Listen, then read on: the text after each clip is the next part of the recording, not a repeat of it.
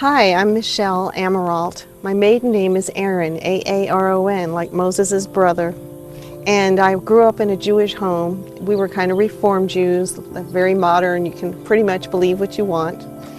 And I prayed please and thank you prayers like a lot of children do, hoping that God was out there hearing me somewhere. And when I got awakened to the reality that He really did hear me, and that Jesus died for the sins of the whole world, that the Messiah was the Messiah for the whole world, I was so excited, and I told everyone God was real and He really cared. And then I got taught about if you don't believe, you're going to go to this place of eternal torment. And so I got worried for my family, and I took them and talked to them the best I could. They thought I was crazy because Jews are not taught about going to some place of eternal torment. We had never had that even from our Orthodox relatives. And the Orthodox relatives were stricter and kept the Bible more literally. And so my parents really were kind of upset, and they took me to a cult expert. And she explained that I believe that they're going to be eternally tortured. My dad kind of laughed like, how stupid is that? And I thought, oh no, he's not hearing. And I was kind of worried about him, and I prayed a lot. And then somewhere down the road in my walk with God, I heard that He was the Savior of the whole world, that the Messiah died for all men, and that He came through the line of the chosen people, but the old covenant was over and there was a new covenant. And in the new covenant, Jesus died for the sins of the entire world. And so I tried to decide if that could be true, because no one taught me that in church, no one. And I went to God. That's what He taught me to do from the beginning. Always ask Him the things I don't understand. And I said, you couldn't be that big. And then I heard myself. And I realized, sure you can, sure you are. If you plan something, it's going to come to pass. And you said you were the Savior of the world, Messiah, and you are.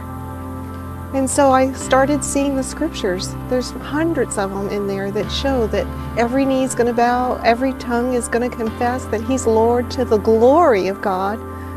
And I asked other Christians about that, and be amazed some of the stories they told me, like He would hold them on their knees and pull their heads back, and they'd bow before Him that way, and then He'd throw them in the lake of fire or eternal fire. They were confused about the two, and I was too.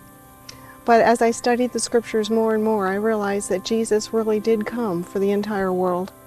And the Jews were chosen to bring His line forth, but they didn't really understand that God wasn't just interested in them, but they were chosen to represent the love of God to the whole world. My brother married all Jewish people.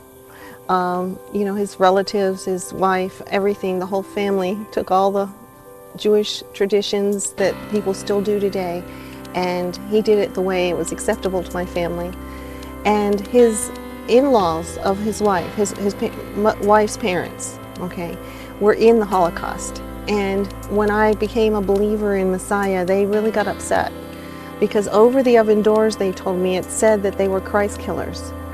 So I want you to understand that every Jew going into the ovens, which there were millions of, was not a believer, because they saw over the oven doors that they were Christ killers. So if anything, they would have hated Christ. And this mother-in-law of my brother's wife, she doesn't want to even hear the name of Christ. It's very hard for Jews to understand the one God and then this other God, which is another story we'll answer later. But right now, I want you to understand that there were no Jewish believers. So we say what Hitler did, how could he get in heaven? How could he find love somewhere after the grave?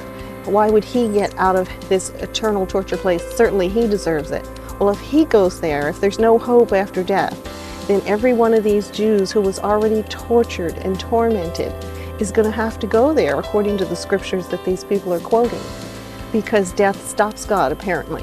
But that's not the case, because our Father is not going to raise them from being tortured any more than He's going to raise the Rwandans from their torture, or anyone else that's been killed just because of their race, and torture them some more because they didn't know the Messiah. The Messiah wasn't revealed to them by the Spirit, and no man can come to God but by the Spirit. And it's up to God to draw them. And he says he will draw all men to himself if Messiah was lifted on the cross, which he was. It was actually possibly a tree that he was killed on, but those little interpretation differences don't matter. The idea is he was lifted up and he was killed just the way he said he would a few lines later. And he said he would draw all, and he will draw all, because Father will not, God is love, he will not torture the people that have already been tortured and never got the revelation of the Messiah. It would make him worse than Hitler to wake them up and keep torturing them. How stupid is that? And yet that's what our supposed good news is? I don't think so. I think the good news is the Messiah really did die for the sins of the world, and that death doesn't stop him. Thank God for who he is. Not who we say he is, but who he really is.